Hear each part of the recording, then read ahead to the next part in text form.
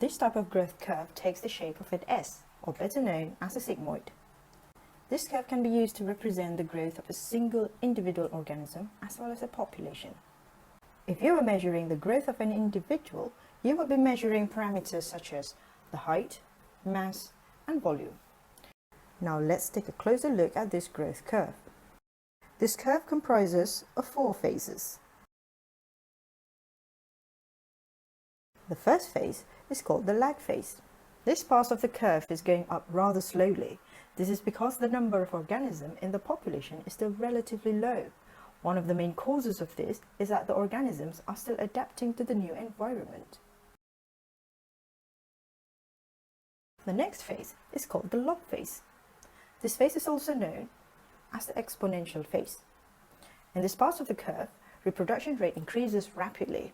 It is in fact happening at the maximum rate. This causes the curve to shoot up exponentially. This phenomenon is made possible because there is sufficient food supply and no toxic waste accumulation. As the population increases its size, more organisms are now present in the habitat. Food supply is depleting, more toxic waste is released, and they start running out of space too. The combination of these factors slows down the reproduction rate. Consequently, the curve flattens. This phase is called the decelerating phase. As there is no changes made to this ecosystem, the population stops growing. However, this does not mean that no new organisms are produced. This only means that the natality and mortality rate are at an equilibrium.